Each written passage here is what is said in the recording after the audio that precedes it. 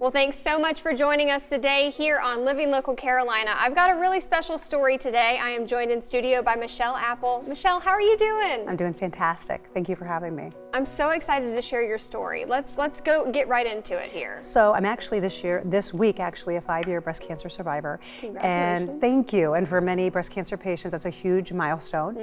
So my journey started when my diagnosis actually got missed. I had a lump under my armpit, and I had to, obviously get a mammogram, standard stuff, and unfortunately they came back and said everything's fine, go on with your life, it's just a lymph node.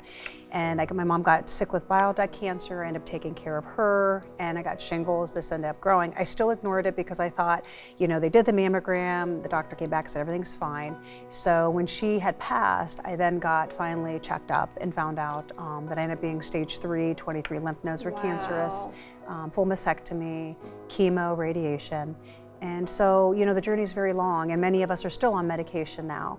So that was a huge part of me starting the foundation, because I wanted people to understand that when you do have a lump, that we do have to push for ultrasound and maybe advocate for ourselves a little bit more that maybe we don't know. So we do provide a mentor program with the Apple Breast Cancer Foundation, so that when a newly diagnosed patient comes through and they call and they need help or support, we mentor them with another patient that has gone through breast cancer. So again, we don't miss things like, you had a lump, you should have pushed for an ultrasound. Did they do a bone density scan in the beginning, or a nuclear bone scan? Those type of things we educate, because it's overwhelming. When you get that diagnosis and you're told you have cancer, it literally, you go through denial, you go through acceptance, and then you go through, for me, it was, I'm gonna fight this. There's no way I'm gonna let this breast cancer define me. And hopefully I can help other patients along the way. And a big thing to you is nutrition, obviously, with what you do. Yeah, so How did that help you? Oh my gosh, absolutely. So I'm a dietitian by trade. And I tell many patients that it's so important as you go through this journey that you find a way to take care of yourself, because you're putting chemo, which is really literally poison in your body to kill the cancer. So I fought it back with things like fruits, vegetables, juicing, using other counteractive parts, so that I could, go in there and say, my gosh, I feel better by doing more fruits, more vegetables, eating a healthier lifestyle, which I did before, because people would say to me, Michelle, you're a dietitian, you work out, you take care of yourself. How did you get breast cancer? I said, breast cancer does not discriminate, but what I can tell you, and I tell all your viewers, take care of yourself, so that when something comes along like breast cancer, that you can fight it and you're strong enough to fight it.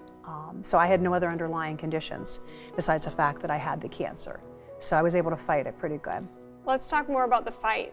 And that brings us to the bag that you're holding right there. You're able to really pay this forward now and help patients that are going through the exact same thing that you did. Yeah, so I wanted to educate, advocate. Our foundation helps with medical bills and travel expenses. And then the other special thing we do is the comfort bags. And why these are so important, I got a comfort bag as I was going through my treatments, and it contains things like a blanket, a message of hope. And then the message of hope that we did last year was from 7th and 8th graders. They actually drew pictures and they wrote messages, just simple things like, I'm thinking of you. I hope that, this brings a smile to your face. So the standard stuff we have is lip balm, sanitizer. We're always looking for makeup bags. And so if any women out there have extra makeup bags, you have them laying around. What, Ipsy bags we were talking about, and Estee Lauder bags. We use them to put the items in, like the lip balm and sanitizer and so forth. So any donations are accepted, but the staple items are the Footies with Grip, the blanket, the lip balm, sanitizer, and that type of stuff. So we donate these to local cancer centers. So this year we went to McLeod Health Cancer Center. We did Grand Strand, Conway Medical Center, and then Coastal Carolina Cancer Centers as well. It's well needed in this area. There's many patients that are getting it. We'd love to do 300 to 400 is our goal. So we need your viewers to reach out and donate items, and then we deliver them right before the holidays to bring a smile to their face. So sometime in December, and then we take the donations all the way up into August. Perfect.